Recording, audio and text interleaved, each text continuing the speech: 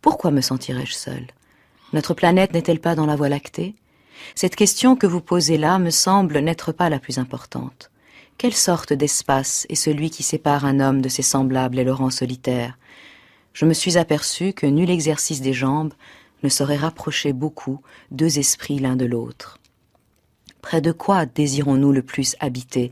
Sûrement pas auprès de beaucoup d'hommes, de la gare, de la poste, du cabaret, du temple, de l'école, de l'épicerie, de Beacon Hill 72 ou de Five Pond 73, lieu ordinaire d'assemblée, mais près de la source éternelle de notre vie, d'où, en toute notre expérience, nous nous sommes aperçus qu'elle jaillissait, comme le saule s'élève près de l'eau et projette ses racines dans cette direction.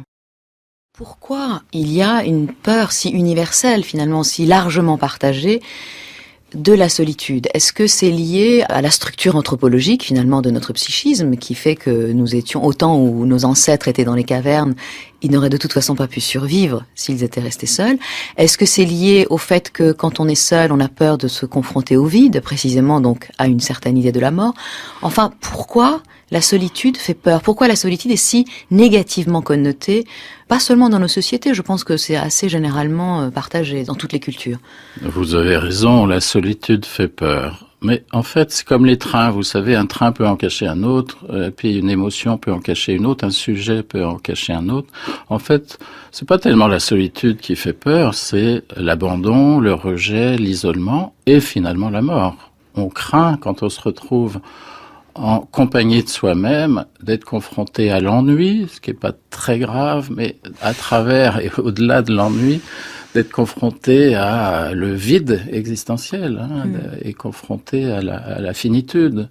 Et donc ça fait peur. Et donc comme ça fait peur, il y a beaucoup de stratégies pour évacuer ces sujets-là, faire en sorte qu'ils ne soient pas envahissants dans le champ quotidien, et ce qui mène malheureusement à des tas d'activités triviales, prosaïques, qui n'ont aucun intérêt, mais qui font passer le temps, et qui nous font croire que aujourd'hui c'est difficile, mais peut-être demain ce sera mieux. Mais si on passe la soirée à regarder la télé en mangeant des chips, demain ça sera pas mieux, c'est sûr. Et ça vous paraît évident, mais quand je le dis à des personnes en consultation ou en discussion dans des colloques ou avec des amis, c'est pas si évident que ça. Les conduites d'évitement prennent un temps considérable dans nos existences. Donc, moi, mon propos, et je rejoins Edgar Morin à ce niveau-là, quand il dit que se débarrasser de l'inessentiel, tel est l'essentiel pour l'homme. C'est ça, moi, mon travail, en ce qui me concerne, mon parcours de vie, mais aussi pour les gens que j'accompagne, pour ceux que ça intéresse en tout cas, de les aider à se débarrasser de l'inessentiel.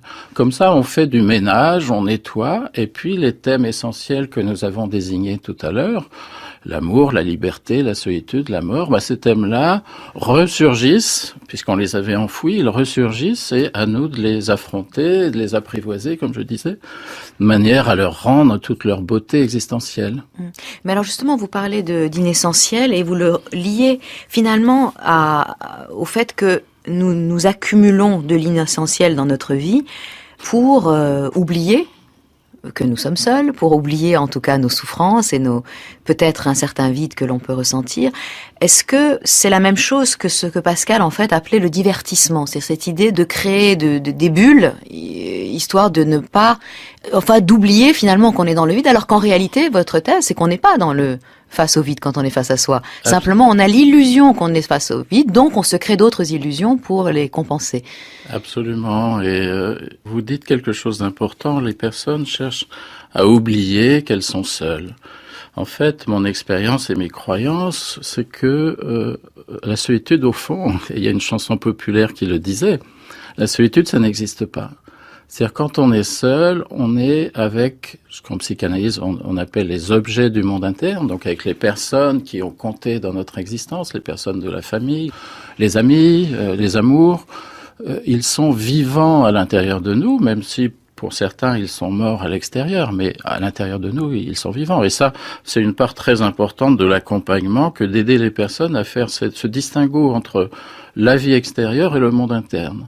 Donc, quand on est seul, on est avec le monde interne. Et donc, là, effectivement, ça dépend selon... Les objets internes que j'évoquais, parfois, peuvent paraître morts, parfois sont des enterrés vivants, parfois sont vivants très clairement. Et donc nous sommes en contact avec ces personnes à l'intérieur de nous, éventuellement aussi à l'extérieur, mais notamment à l'intérieur de nous, jour et nuit. Et ce sont des personnages intérieurs qui nous habitent, et donc on n'est jamais seul, on est avec eux. Alors allons plus loin, c'est pas seulement le monde interne, c'est aussi le monde extérieur. Par exemple, les travaux de la physique quantique mènent à considérer qu'il y a une inséparabilité des êtres vivants. Soit les humains, les animaux, les plantes, et la Terre, bien évidemment, Gaïa, mais aussi le cosmos d'un point de vue plus large. Et si on développe la conscience cosmique, on s'aperçoit qu'on n'est jamais seul. Ce n'est pas possible. Mais à condition, il y a une condition qui est de donner de l'importance à ces liens qui ne dépendent pas de nous d'ailleurs, ça dépend pas de la volonté.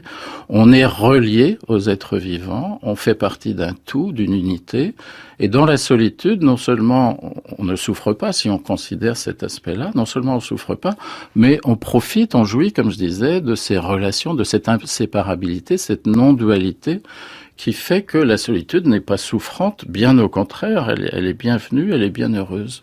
Oui, alors vous avez parlé de non-dualité justement, et je comptais bien vous poser la question de l'apport en fait de l'Inde à votre propre approche à la fois psychothérapeutique et spirituelle, parce que finalement vous ne dissociez pas les deux, Alain Delourme. Donc cette notion de non-dualité m'a semblé être vraiment au cœur de la manière dont vous abordez les difficultés psychiques qui finalement sont, ou en tout cas produisent, des difficultés spirituelles. Oui, alors par rapport à l'Inde, en fait, je suis pas du tout dans une démarche intellectuelle ou conceptuelle, ni même philosophique. Je suis en relation avec un maître spirituel indien avec qui je médite depuis 10 ou 15 ans maintenant.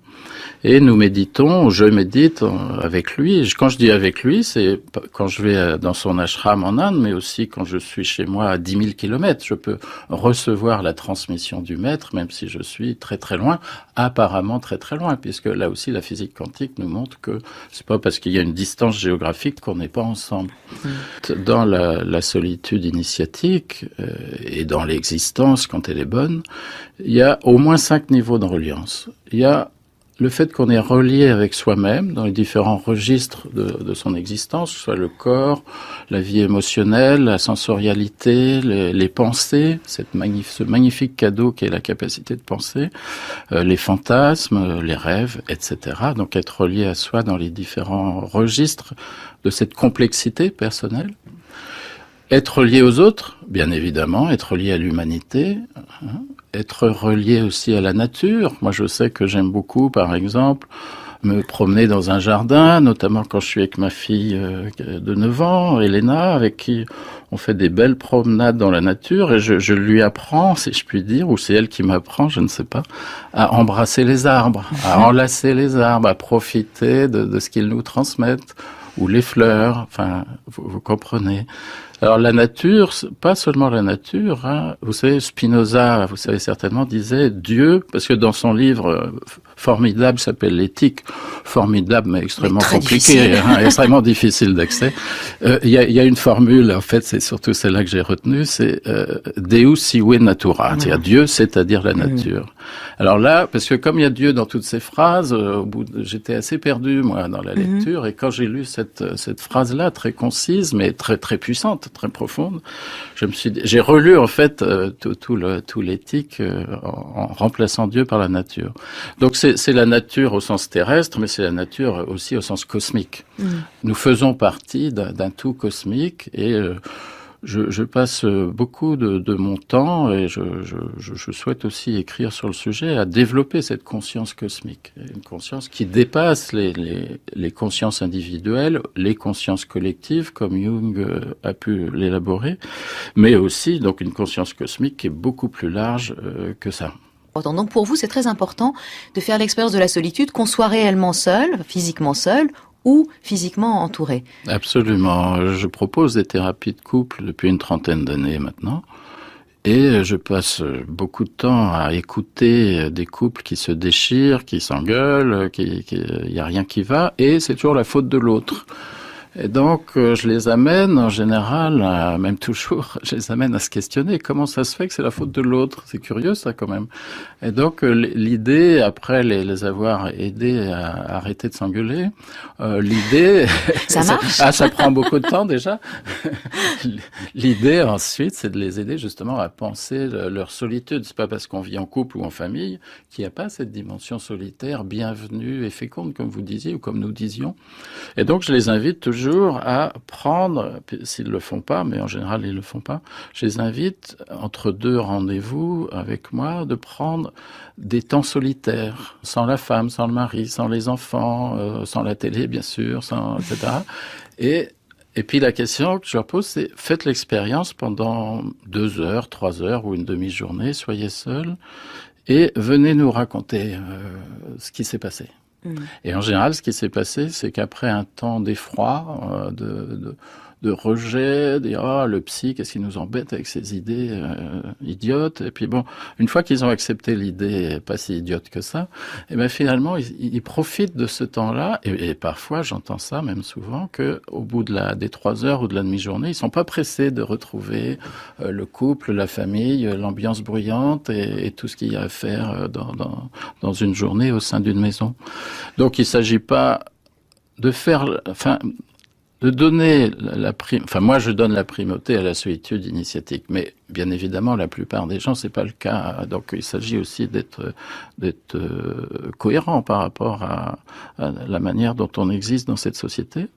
Donc, le choix amoureux, très bien, bienvenue. Le choix familial, très bien, mais à condition de penser que nous sommes dans une position où nous partageons nos solitudes. Et ce partage est formidable quand il est assumé, quand il est apprécié, parce que c'est vraiment très agréable de fréquenter quelqu'un qui n'est pas dans la possessivité, qui n'est pas dans le déni, qui n'est pas dans le rejet, et qui est bien avec lui-même. Et être bien avec soi-même, ça favorise bien évidemment être bien avec l'autre. Je pense même que la qualité d'une relation dépend de la qualité de la solitude. De même que la qualité d'une parole dépend de la qualité du silence. C'est Tolstoï qui disait ce qui est le plus intéressant sont les années qui nous restent à vivre. Mais il l'a dit, il avait déjà 82 ans. Donc, oui. Alors, je trouve que c'est très intéressant d'entendre les personnes qui sont en fin de vie, les messages qu'ils ont à nous transmettre sont essentiellement des messages d'amour et de spiritualité. N'attendons pas d'être en fin de vie pour comprendre ce qui est essentiel et pour appliquer dans nos existences ce qui est fondamental. Le Bouddha disait, on est seul, on vit seul, on meurt seul. Et c'est pas un constat tragique, contrairement à ce qu'on pourrait croire. Non, c'est un fait. Et donc, ça n'empêche pas d'être accompagné, et si possible bien accompagné, d'où l'importance, par exemple, du choix amoureux. C'est fondamental.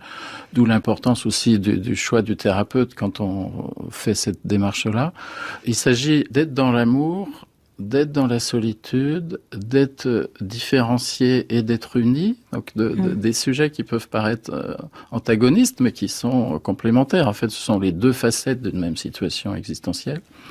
Et donc, oui, on meurt seul, et d'autant mieux qu'on a bien vécu. Ça, c'est aussi ce que nous disent les personnes en fin de vie. Quand on a mal vécu, qu'on a des regrets, on meurt pas bien, on meurt douloureusement.